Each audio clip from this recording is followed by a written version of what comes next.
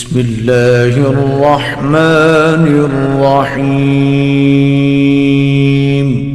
اعوذ باللہ من الشیطان اللعین الرجیم بسم اللہ الرحمن الرحیم میرے واجب الاحترام مومنین و مومنات السلام علیکم ورحمۃ اللہ وبرکاتہ۔ مومنین کرام، ماہ شعبان کی عظمت کو بیان کرنے کے لیے یہ کہہ دینا کافی ہے کہ شعبان ماہ محمد صلی اللہ علیہ وآلہ وسلم ہے، بڑا بابرکت مہینہ ہے، استغفار کا مہینہ ہے، دعاؤں کی قبولیت کا مہینہ ہے۔ اس مہینے سے استفادہ کر کے جتنی بھی دعائیں مانگیں گے پروردگار آپ کی دعاؤں کو قبول فرما لے گا۔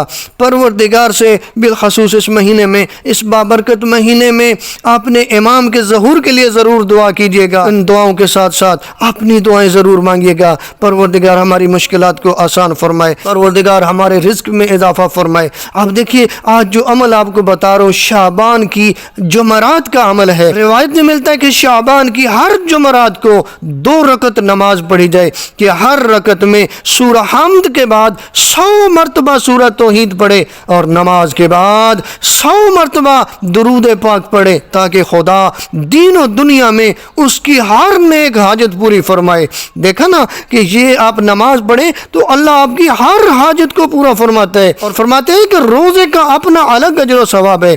اور روایت میں روزے کا ثواب بھی سن لیں، اور فرماتے ہیں کہ روایت میں آیا ہے کہ شعبان کی ہر جمعرات کو آسمان سجایا جاتا ہے۔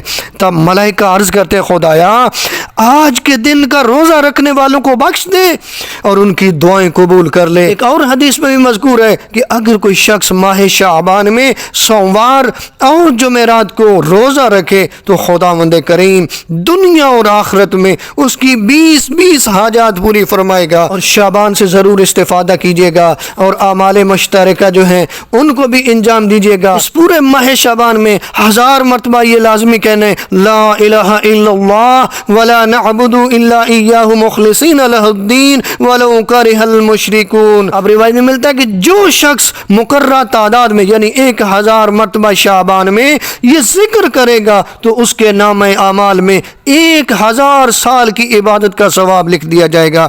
آپ دیکھیں خدا کی کتنی رحمتیں برس رہی ہیں ماہ شعبان۔ پروردگار سے دعائیں بھی مانگیے گا اور عبادات کر کے مانگیے گا، کیونکہ خدا چاہتا ہے کہ میرا بندہ ہے نا جو کام کرے میرے لیے کرے۔ پروردگار چاہتا ہے میرا بندہ میری بارگاہ میں آئے، مجھ سے مانگے، اسے عطا کروں گا۔ خداوند متعال سے دعا ہے خالق کائنات ہماری مشکلات کو آسان فرمائے، دعاؤں کو قبول فرمائے۔